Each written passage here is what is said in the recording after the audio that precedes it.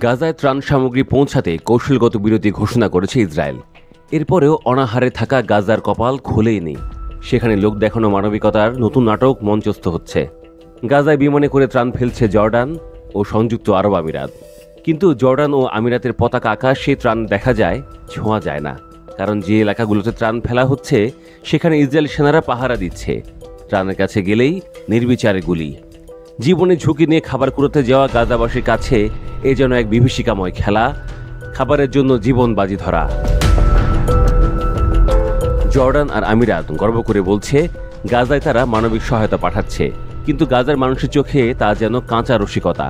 উলুবনে মুক্ত ছড়ানোর মতো এই অমানবিক সাহায্য আসলে গাজাবাসীর ক্ষুধাকে উপহাস করছে। এজন্য ক্ষুধার্তকে খাবার দেখিয়ে আবার কেড়ে নেওয়ার এক নির্মম পরিহাস।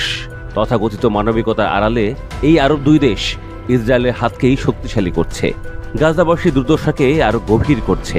তাদের এই ত্রাণ বিতরণের ধরন ইসরায়েলের দখলদারিতে নতুন কৌশলকে বৈধতা দিচ্ছে।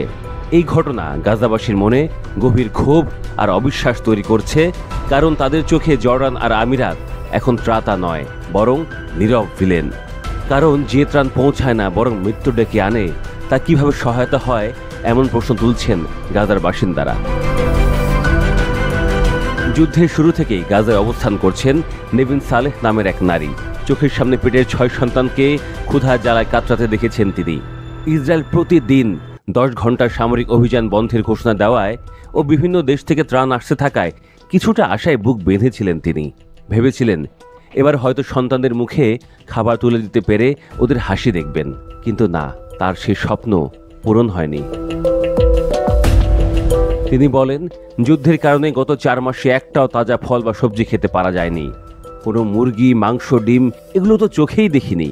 শুধু মেয়াদ উত্তীর্ণ টিনজাত কিছু খাবার আর কিছু ময়দা আছে, সেগুলো দিয়ে কোনো রকম দিন পার করতে হচ্ছে। এদিকে সুষম বন্টন না করে বিমান থেকে ত্রাণ ফেলায় জর্ডান ও আমিরাতের সমালোচনা করেছেন ইমাদ কুদায়া নামের গাজার স্থানীয় এক সাংবাদিক। তার অভিযোগ, বিমান থেকে ফেলা বেশিরভাগ ত্রাণ নিরাপত্তাহীন এলাকায় ফেলা হচ্ছে, যেখানে যাওয়া মানেই জীবন নিয়ে ঝুঁকি নেওয়ার মতো বলেও মন্তব্য করেন তিনি।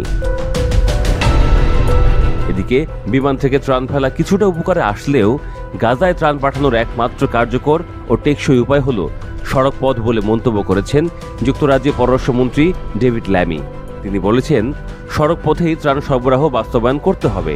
ইসরায়েল যেন এগুলো আরো সহজ করে দেয়, কারণ গোটা বিশ্ব এতে নজর রাখছে বলেও সতর্ক করেন তিনি।